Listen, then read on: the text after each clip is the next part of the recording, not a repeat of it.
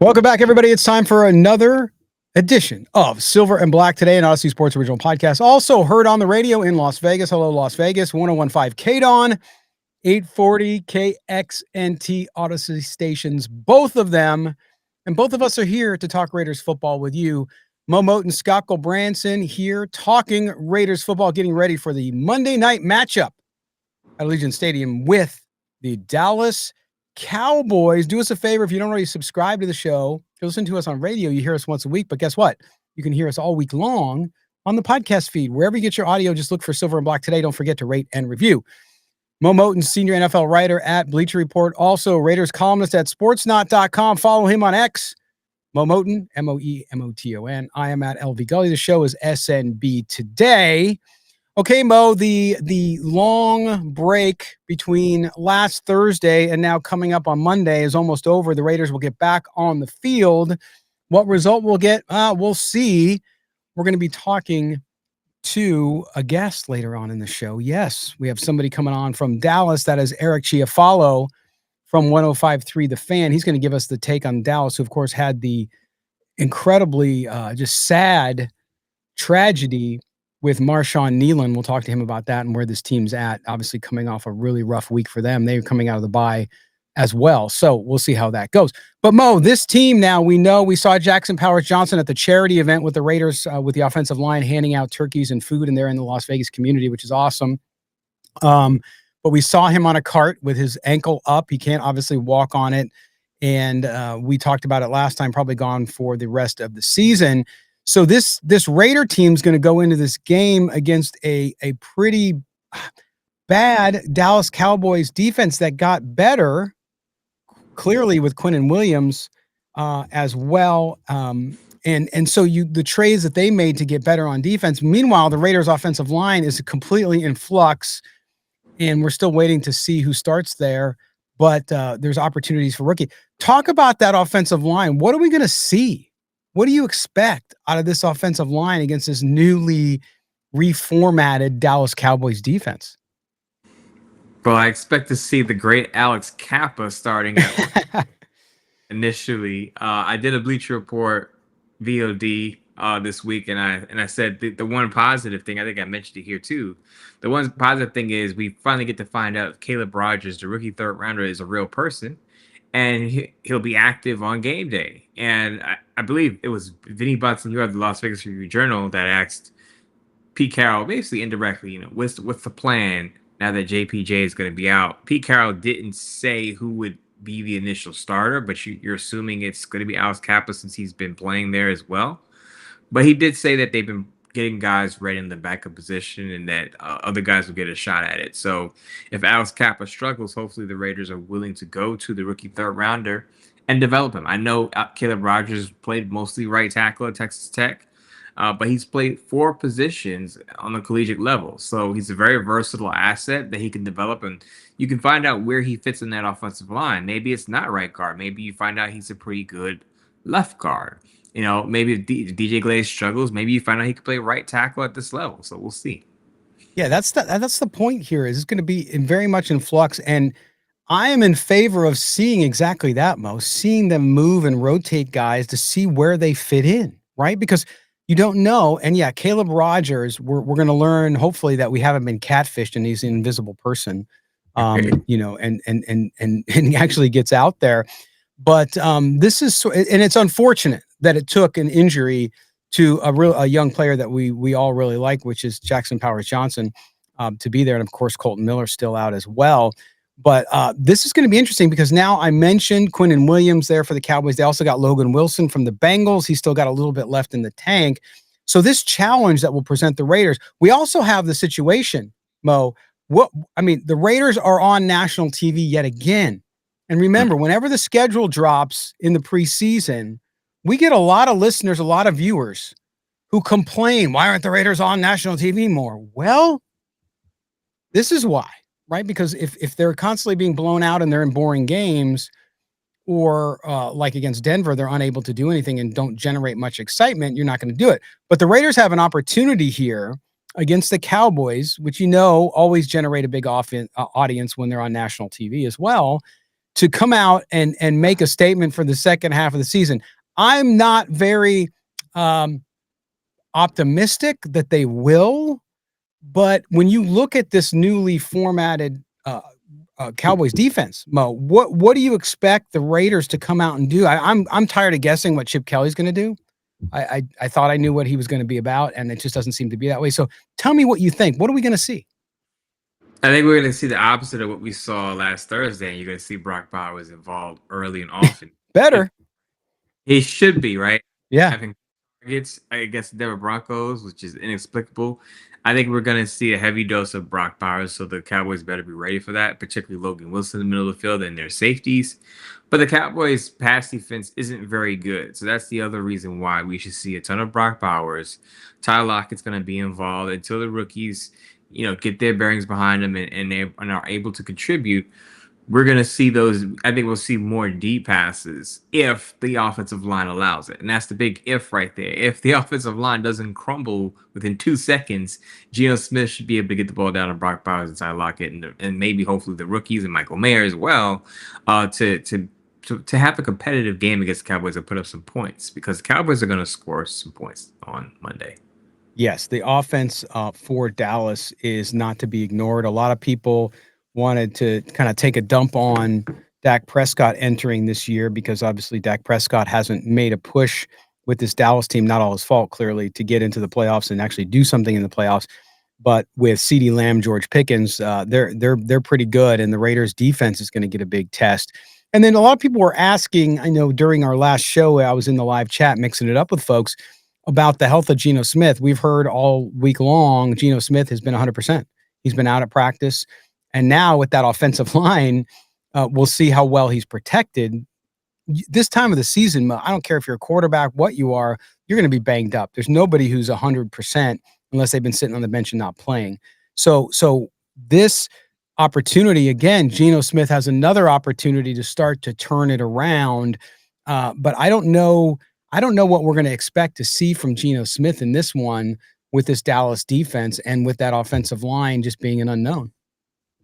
Well, I hope he has his mobility, because Yeah, there you go. Dallas's pass rush, while it hasn't been very good overall this year, I think the addition of Quinnen Williams changes things, particularly in the middle, right up the middle, and Geno Smith is going to have to be prepared for that. Quinnen Williams is an All-Pro not too long ago, so Quinnen Williams going against Jordan Meredith, who in a similar way issues with strong, powerful defensive tackles like Andre James, the Raiders' former center. He's going to have to they're probably going to double team him in all likelihood. Yeah. Jordan Meredith plus a guard there, but now you have your second string right guard. Dylan Parham seems like looks like he's going to go, and he was banged up against the Broncos. If you remember, he came out of the game. They had Will Putnam at left guard, which is not a good idea. Will Putnam is not a very good left guard, probably a better center than left guard, but hopefully Dylan Parham is ready to go. But they're going to have their hands full anyway with Quinnen Williams and Kenny Clark up the middle. What about the implications for Ashton Jeanty and the run game with this offensive line, Mo? Because that's where the Raiders' offense really can get going, is if they can establish the run, get Jeanty on fire, not only running the ball, but of course coming out of the backfield as a pass catcher as well. But I'm still struggling with, and not just, and I will admit I have some bias here because I really like the player. I advocated for them to draft him, all that stuff, full disclosure.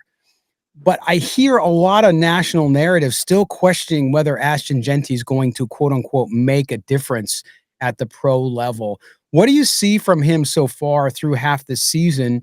And with this offensive line change, how's that going to impact him? I think he's just like 98% of running backs in the league, where if the offensive line is not good, then he's going to be average at best.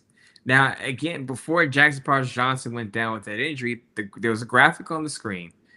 10 carries, 43 rushing yards before JPJ's injury. After JPJ's injury in the first half, 4 carries, 1 yard.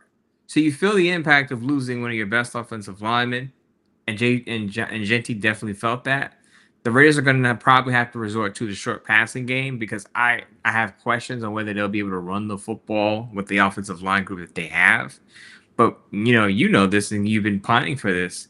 short passes to Jeanty because he can catch the football, get him out in space, and see what you can get. He can get the yak yards because he can make guys miss or run over players. And we saw that way back in the preseason when he dinged up his shoulder against the 49ers and you wanted to protect himself. But in this case, they're probably going to have to go to the short passing game to supplement what the lack thereof of a run game against this Dallas Cowboys front.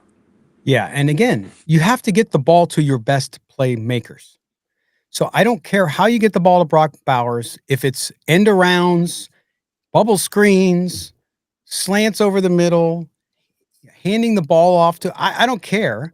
You got to get to Brock Bowers. I think the same with Ashton Jeanty, is the point you just made, which is, yes, you want him to rush the ball. You want to be able to run between the tackles, so to speak. But at the same time, if you got to pass the ball to him more because you're not, that offensive line's not holding up well enough and Geno Smith's got to get rid of the ball quickly, then go to that. I want to see adjustments from Chip Kelly. I think Chip Kelly and his ability to stay employed in Las Vegas is really, I think, under the microscope here as we enter the second half of the season. We got to see them use this talent more and see adjustments. I just don't see the adjustments. And so for me, I'm going to be looking for that, Mo, with the last couple of minutes we have left here in the first segment. Talk a little bit about that and how you look at the film and say, well, yes, some of it's on the player, some of it's on the offensive line, but a lot of it's also on how you're scheming and the plays you're calling.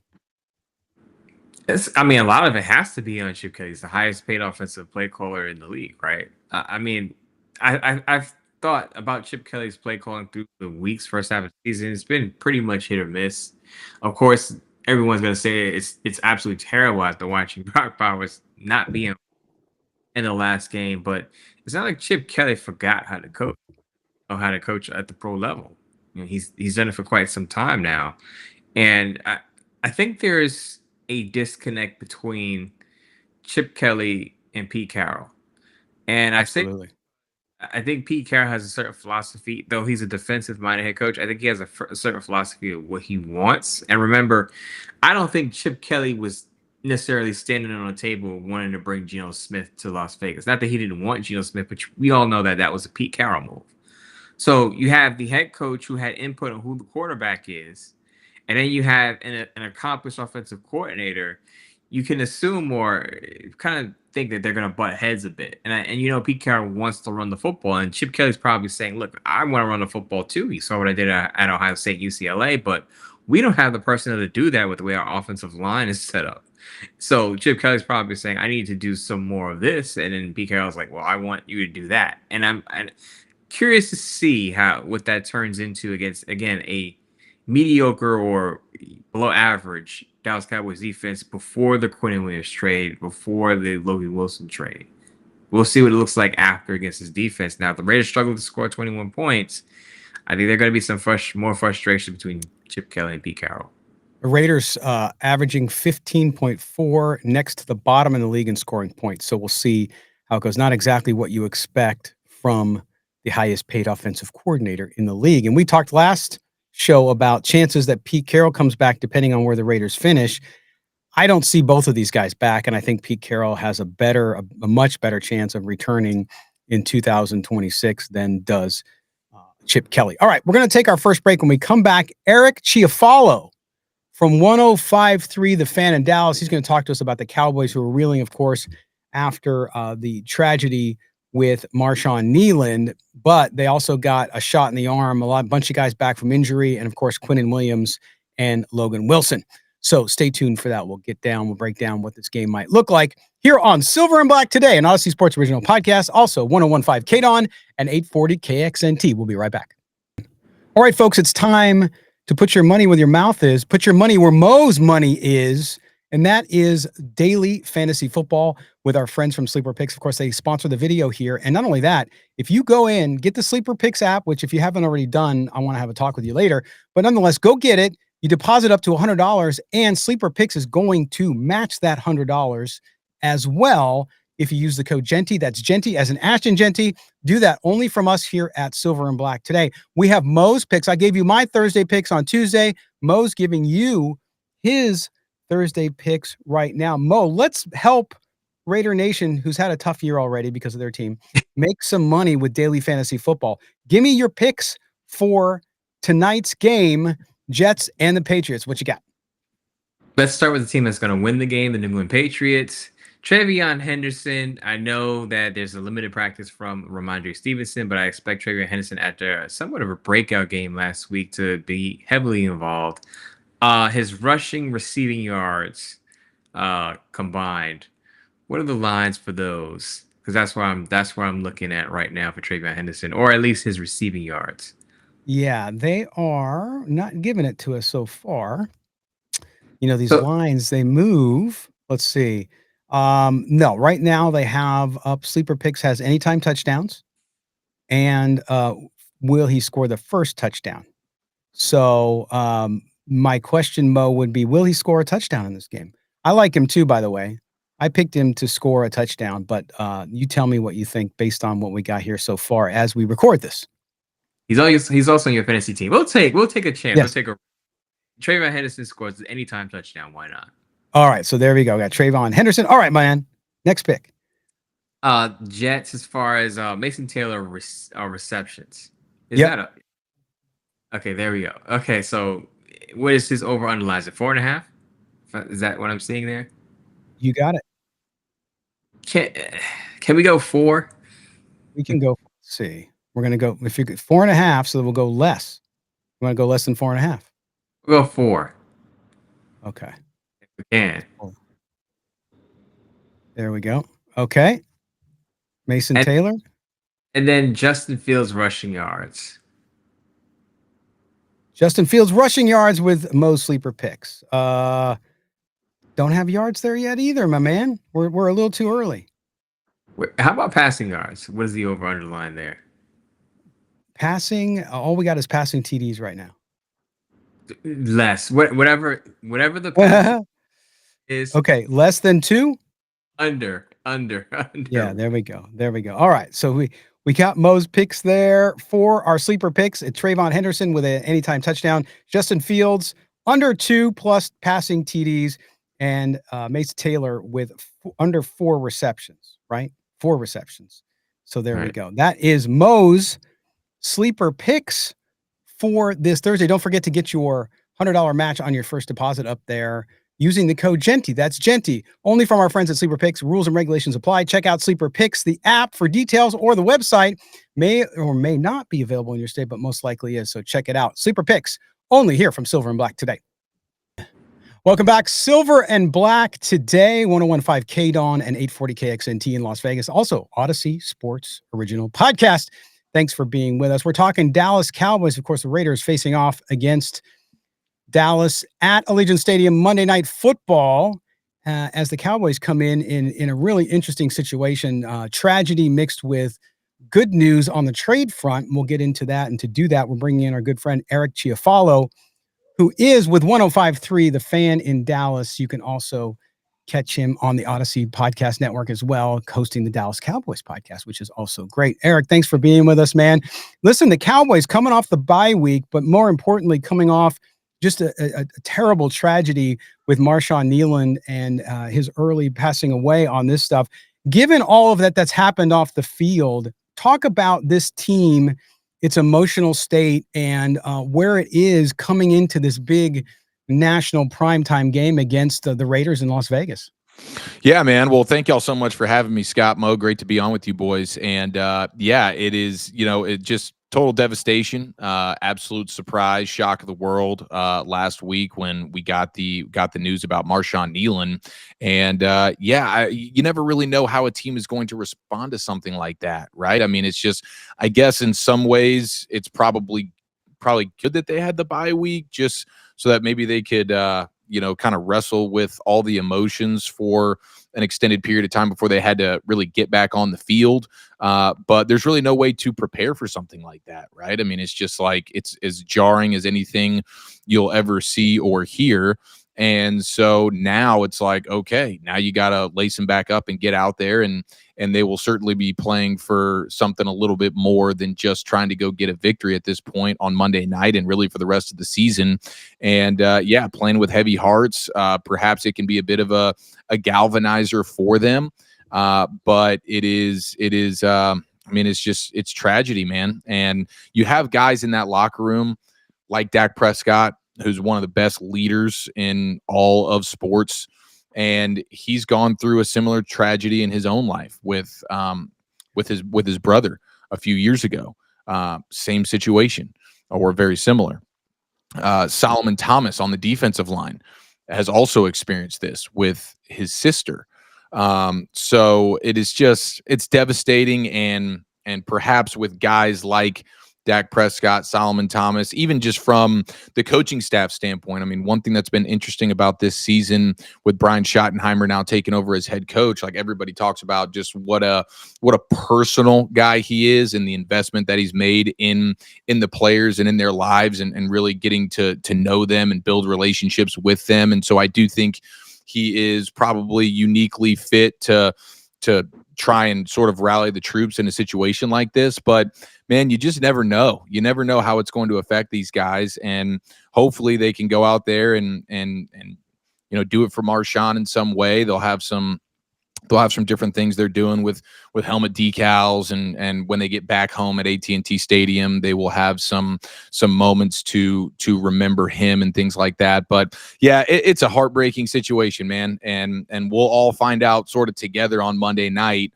how much of an emotional letdown or how much of a sort of a galvanizer it might be for him. Yeah, Eric, I expect the spirited Cowboys team coming out Monday night against the Raiders. But we'll talk about the defense really quick. The Cowboys got in on the Jets' fire sale before the trade deadline. They acquired Quinnen Williams. Wherever Matt Eberflus has been, he's wanted that attacking defensive tackle, that three technique, so to speak. I think people haven't talked about that enough with Quinnen Williams. Would you now say that defensive front is the strength of the Cowboys defense? And how do you compare the defensive front now to when Michael Parsons was there, better or worse? Oh yeah. It's a great question. The defense has been a disaster this year. I mean, that's pretty clear. It's been tough to watch all season long for the most part. And now, bringing in Quinnen Williams is obviously going to help things in a big way, I would imagine, on the interior there, and really help things out just across the D line. Because right now you have a guy like Osa Digizua. They gave him the bag this offseason, and a lot of it was because, hey, you got Eberflus, you want to have a three technique who can be a penetrator, and he just hasn't been the same version of himself. And a lot of it, I think, is because he's seeing a heck of a lot more double teams now that Micah Parsons is not in the picture. When you have a guy like Micah, you guys see it with the Max Crosby effect.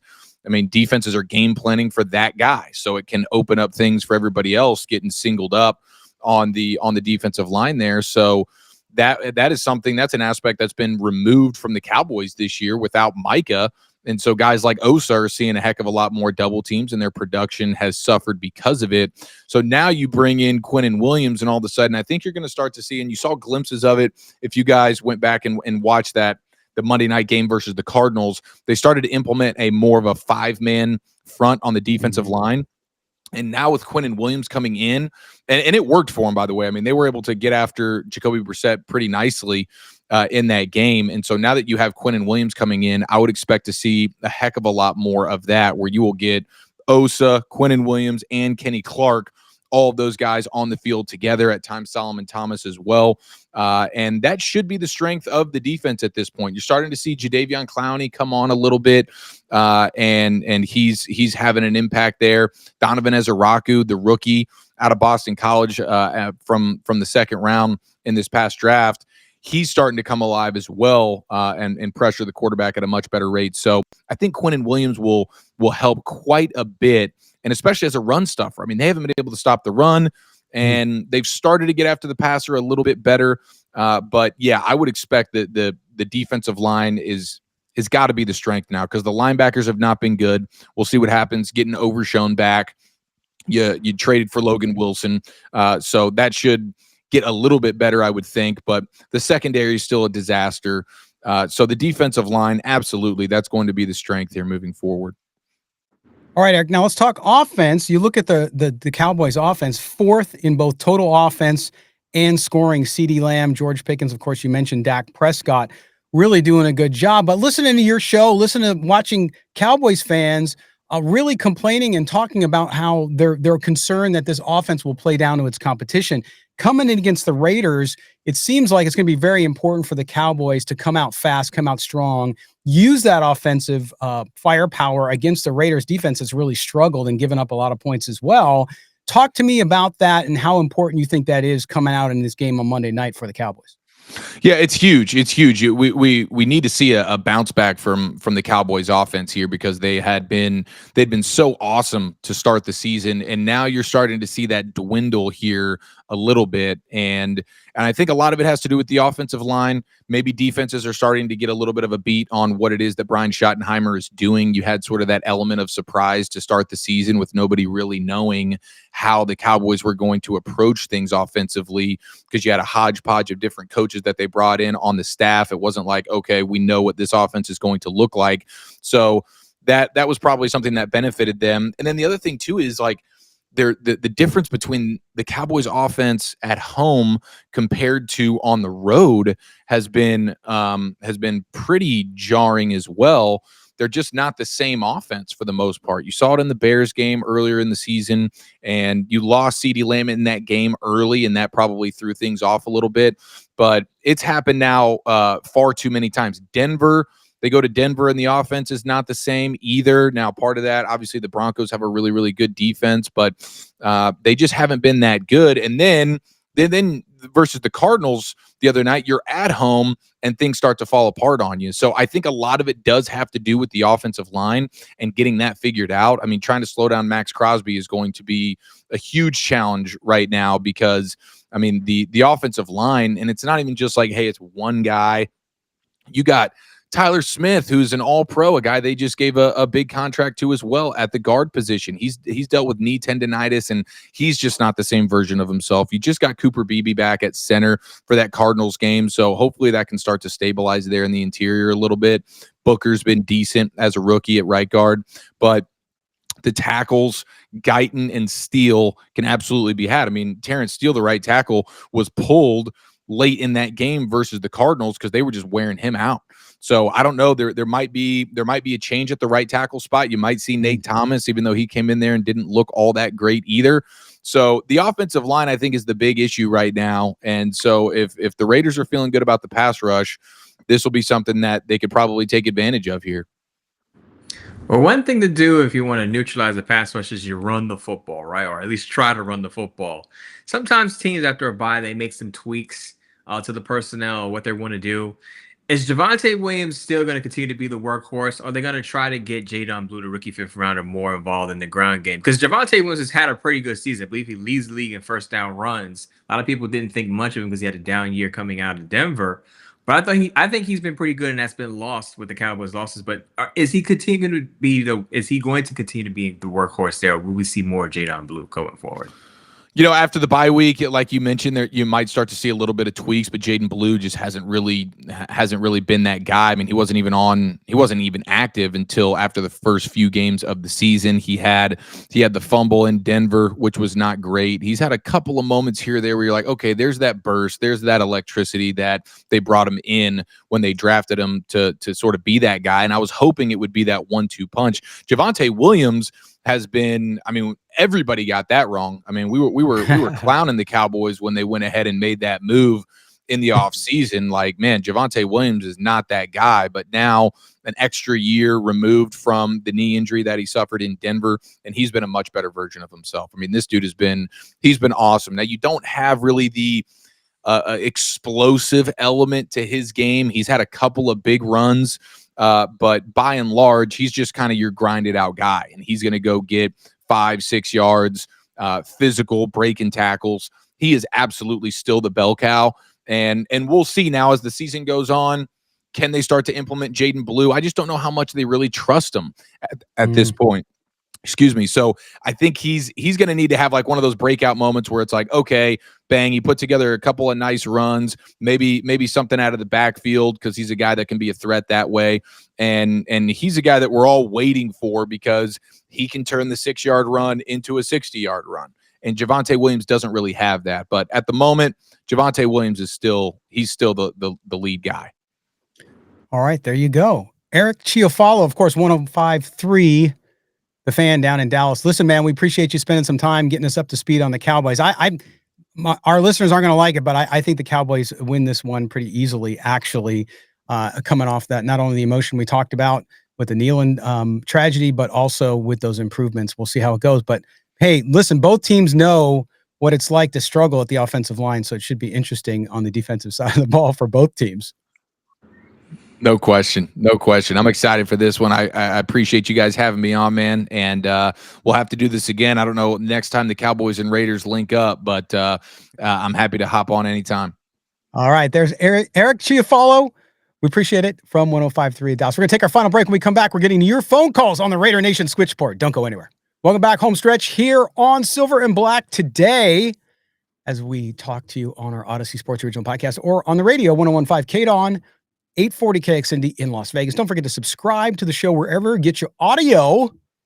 Rate and review. We appreciate that very well. Thanks for being with us. It's now the time we turn the show over to you guys. You can call in and be part of it. 702-900-7869. 702-900-7869. Leave us a message. We'll get you on the next show. We're going to get to the Raider Nation Switchboard. I had somebody call in, Mo, and leave a comment that you say Pete Carroll funny. I was like, I don't know what that meant. I think it's a Southern thing. Yeah, it could be the Southern thing, a little mixed in New York there. But I went back, I listened to it, and I'm like, I didn't see anything. I didn't hear anything. But whatever. I will say this: my buddy on the Show Me State, Dominique, he says Pete Carroll is kind of the same way I say it. Yeah. I think it's a Southern slang. Yeah, a little Southern draw, but we all have a little bit of regional stuff depending where we live. It just happens that way. But I just thought it was funny because I've heard you say it a million times. I've never once thought about it. Like I never, it's amazing. People hear different things. We just have different sensitivities, hearing, whatever. But I thought it was kind of funny. But that's the kind of feedback we get. We get all kinds of feedback. Pete Carroll. Carroll. Now, there's some New York in there though. Carroll. It's like there's a almost like a U coming through. But then, like you said, because your family hails from the South too, you got a little bit of that.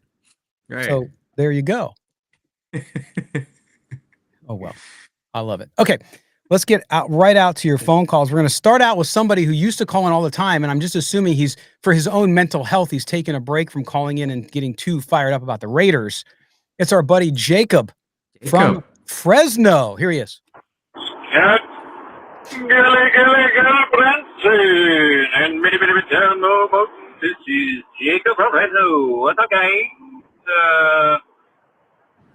Another hard week. Another gut-wrenching punch to the gut, I guess. Is that additive? I don't know.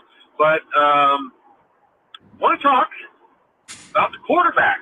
And I'm going to play quarterback apologist once again. You know my forte, and that's what it is, and that's what I'm going to do. Guys, everybody just seems to be thinking that, we need to put in Kenny Pickett. And then Kenny Pickett throws a pick, and, we need to throw it. Ain't no call. And then ain't no call. Throws for 26 yards all game. We need to, I don't know, go get that guy that we got that we left go. No, guys. Geno Smith is the guy, all right? For this season, that's what it's going to be.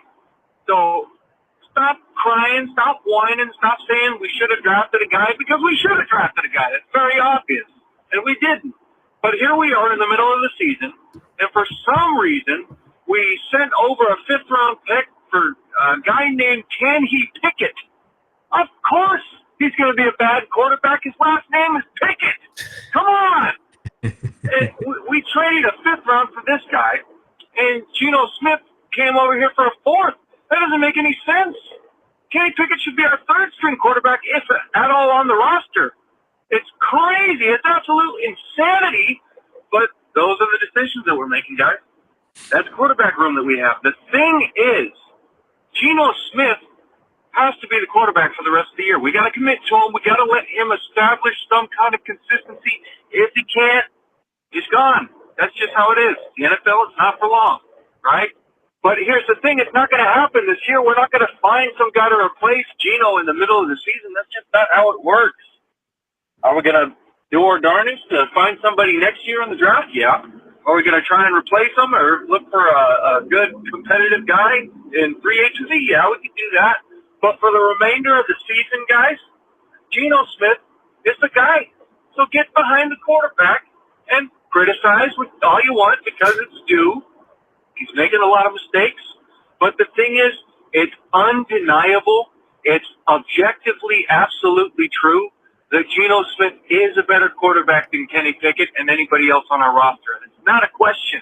I'm just saying that. To say anything otherwise is just blasphemous and completely ridiculous, guys. Been running out of time, but you tell me if I'm crazy or not. I appreciate you guys. Go Raiders. All right, there's Jacob in Fresno. And while I agree with him that Geno Smith will remain the starting quarterback, even if he threw 15 picks in one game, I think he would remain the starting quarterback, right? I don't agree that he's necessarily the best quarterback on the roster at this moment, based on his play. Not do I think from a talent perspective, overall, career-wise, all that stuff. I'm not saying that, Mo, but you have to look at this moment in time. And what is your sample size? Your sample size is this season. And Geno Smith also struggled a little bit last season, but we'll keep that aside.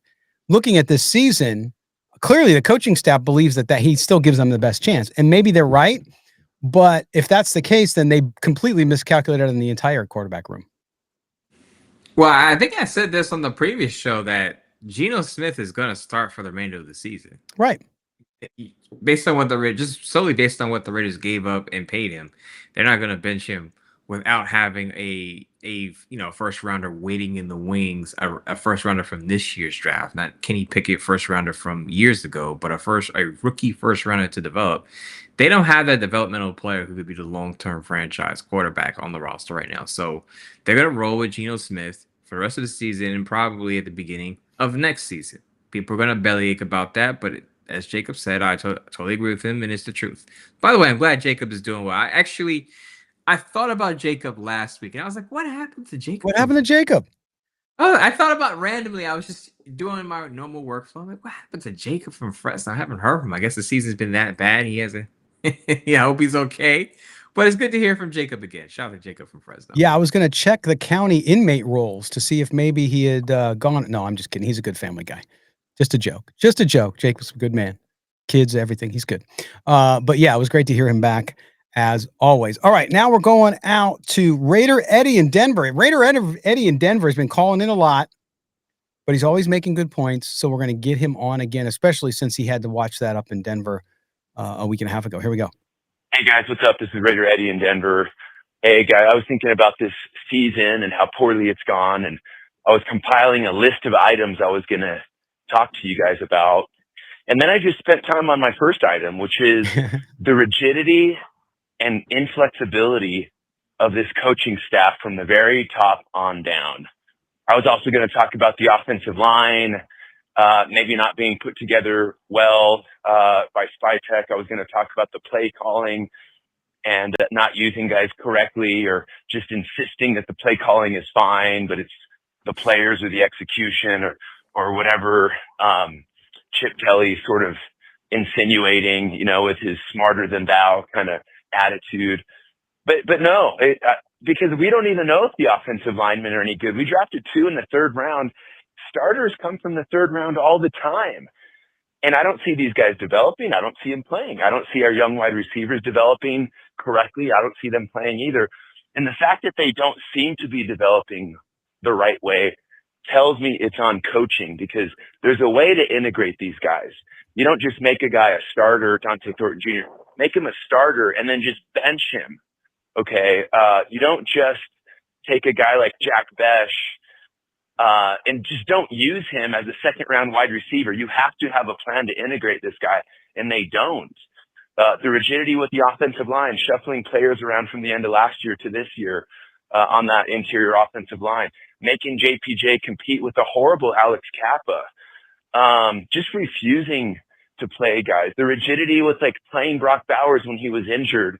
I believe that cost Brock Bowers at least a couple of games when they played him when he was hurt, and that furthered the injury, in my opinion. Guys, this is on Pete Carroll. You got to look at the overall point differential. We're about 20 to 30% worse. At least we were a week ago, worse than last year under AP at the same exact time of the season. This is horrible. He has to go. That's simple. It's not working. Guys, I love your show. Go Raiders.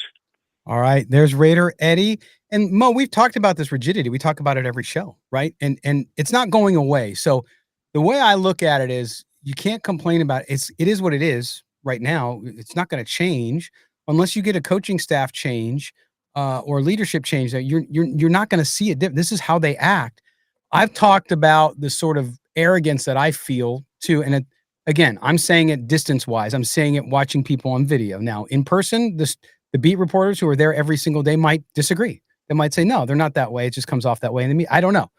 But the snap count thing I want to get to as well, because I agree with that in most part. But if you look at some of the players, I think the consistency or lack thereof with some of these wide receivers points to the wide receivers also struggling. So I think it's a mix of rigidity, not using them, not developing them. But you look at Dante Thornton Jr., okay? You look at, he's had over 50% of snaps, 1, 2, 3, 4, 6 of the 9 weeks, 10 weeks. 2 of those weeks he had 0. He didn't play at all. 1 week in 6, he only had 3%. But he was given an opportunity. That tends to show me, because he had 86% of the snaps in that awful Chiefs game, and then he got none in weeks 8, 9, and then got 62% in 10. Jack Besh, same thing. Got a lot of. Alex Bachman doesn't seem to have captured the imagination or the confidence of this coaching staff, because the most he's ever played in one game was in week 5 when he played 12% of snaps. So when you're looking at that, Mo, there's rigidity, yes, and I don't disagree with Eddie because we continue to talk about it. But there's also these players, we don't see practice, we see games, we don't see all the film all the way unless you watch it. So there's a mix here, and it's hard to know because of that rigidity which one is to blame or which one we should take a look more at. What I picked up from Raider Eddie's call is not that he's looking to where to place the blame. Like, clearly he's not happy with the coaching staff, but I think he has a particular issue with the way the Raiders coach staff is handling these rookies. He mentioned Right. Jr. playing a bunch of snaps and then essentially being benched. Is that the way you want to handle rookie development? Do you want to completely remove him from the rotation, whereas you can maybe reduce his role? Because we always talk about hurting a young quarterback's confidence, right? Putting him out there before he's ready and then benching him, that could set him back. We don't ever really talk about hurting the confidence of some of the other skill players. A wide receiver who, again, contributed to your win with the New England Patriots in the season opener with a big catch. Played a big role, and then all of a sudden he disappears. He's not even active for the Jacksonville Jaguars game. And I think that's where I do agree with Raider Eddie. And is that the best way to handle a rookie player, to develop a rookie player?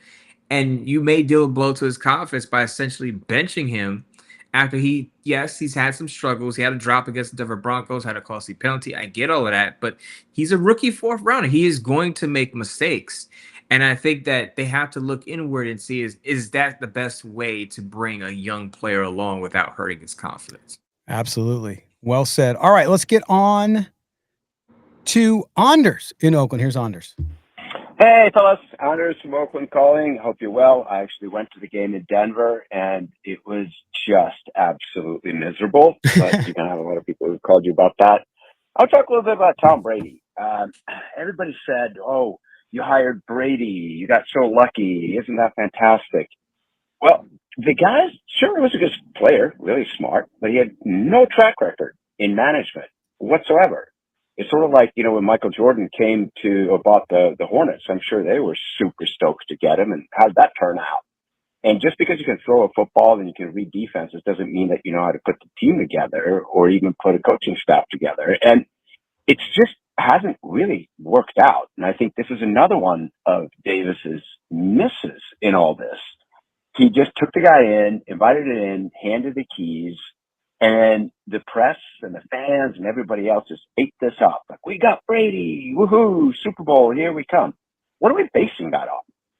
There is not one move he has made that suggests either genius or savvy. He pushed for Carroll, supposedly, pushed for Geno, supposedly, and he got those rings as a player, not as a GM or as a player personnel or anything along those lines. And they're shielding him right now from any sort of meaningful criticism. And I think you should get scrutinized for this. Everybody says, oh, of course, well, he wanted Ben Johnson. Well, so did every other team. It didn't take a genius to say, wow, we really would like to have Ben Johnson. Oh, you-de-do. I just think that I don't understand this infatuation with a guy doing a completely different job. If you guys want to, look up Dunning-Kruger and you'll know what I'm talking about. Sure. Talk to you later. Bye-bye now. Nice Dunning-Kruger there for us corporate guys. But thanks for the call, Anders. I actually completely disagree with Anders here because you can't tell me exactly what decisions he made. So how are you going to criticize? Do you go, hey, listen, who's the 10% owner of the Atlanta Falcons? Do you criticize them? Now I understand different person, decision making, that kind of stuff. So I get that. So let's put that aside. But Mo, here's what I look at. Number one is we hear he pushed for this. We hear he's got input here. All we know from Mark Davis and from John Spytek and Pete Carroll to a certain degree is what they've said about his input. That doesn't mean anything concrete. The other thing is not having experience. I'll point you to a guy up in San Francisco named John Lynch. John Lynch had no experience except as a player and became the general manager of the 49ers. That was his first job. So I don't necessarily look at, well, you don't have any experience, so why are you excited? Listen, what Tom Brady does with this franchise, we don't know. I think people are excited because the guy has had success. Usually, and you know this, Anders, usually people who are good leaders have good businesses. So besides what Tom Brady did on the football field, Mo, he also has businesses off the field that have done amazingly well too. And so people look at that and say, this is a successful guy. This is a winner. So I can see people get excited about it. Does he deserve criticism? If he made decisions, then yes, he would. But I don't see how you can criticize him when you don't know what they are yet. I think we talked about this a month ago. I think a caller, it wasn't Anders, but a caller asked, how much of this is on Tom Brady now that he's basically a consultant now. Right. I will say it's hard to say what can we blame him for? Like what decisions was he at the forefront of, and how much sway and swing did he have in some of these decisions? It's hard to say. But what I will come back to is they were very outwardly, they being Pete Carroll and Mark Davis, were outwardly said that Tom Brady is going to be involved in the process of turning this thing or trying to turn this thing around. They outwardly said that. It wasn't a secret that Tom Brady, that they were going to lean on Tom Brady's expertise to help, build the roster and make these key decisions. So Tom Brady bears some blame here then, if that's the case. Telling the truth. We just don't know how much. What I will say, Tom Brady, really quick, Scott, is reports are that he didn't really like Sam Darnold as a quarterback option. How's Sam Darnold doing in Seattle right now? Just saying. But Mo, he liked Matthew Stafford and tried to sign him, met him in a ski resort to try to close the deal. They had a deal on the table. He couldn't close the deal. And what's Matthew Stafford doing? So to your point, though, you're right. Does he deserve some of the criticism? Yes, he's now part of the ownership group. So just even if he wasn't involved in any of it, he would still deserve some of it because he's part owner. But I do agree with Anders that if you're going to put yourself out there, the problem is Tom Brady has a toe in. He doesn't have a full 2 feet in, right? If his full-time gig was part owner of the Raiders, consultant for the Raiders, there to help the Raiders, then I would put much more of it on him. And I'm not giving him a pass because he couldn't close the deal on Stafford. He couldn't close the deal on Ben Johnson. And that's kind of what I expected him to be. I didn't have high expectations for the Raiders this year anyway. If you thought Tom Brady was going to walk in and this team's making the Super Bowl in year one, boy, were you looking down the wrong path. Because I don't care who it was, how experienced they were, you're not going to turn it around in 6 months. So, but I do agree. I think there should be some delineation of like, what is his role exactly? We still don't, well, he does this, he does that. And that may be all we get. So it's really hard to pinpoint exact things on him, to your point. But Anders, a good point, great discussion. And we certainly always appreciate your call. All right. That's going to do it for this edition of Silver and Black today. Mo, what do you got coming up for this weekend before we hit the Monday night game? I'll talk about what the Raiders need to do to win the game against the Dallas Cowboys. What roster tweaks need to make? There are a lot of offensive suggestions. The obvious one, get Brock Bowers involved. But how did they get Brock Bowers involved? We talked a little bit about that today and attacking that Cowboys secondary.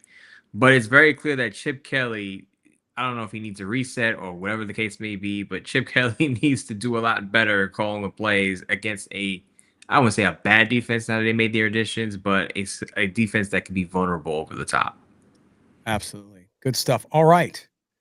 Don't forget to also check out Mo after the game on the Bleacher Report Live app. He'll have a post game. We'll also have a post game here, myself and Murph, late into the night for us East Coast time zone folks. We'll join you after the game as well to break it down, get the voice of the fan, and take some of your video drop-ins again. So if you're listening to us on the radio or on the podcast side, join us. You can check us out on the YouTube channel, Rumble, Facebook, and X as well, as where you can join in on that. For our producer on the radio, Mark Bonilla, for our producer at Odyssey, Mr. Mike Robier, and for Momoten, I'm Scott Branson. This has been Silver and Black today. Enjoy the game Monday night. We'll talk to you then. Bye-bye.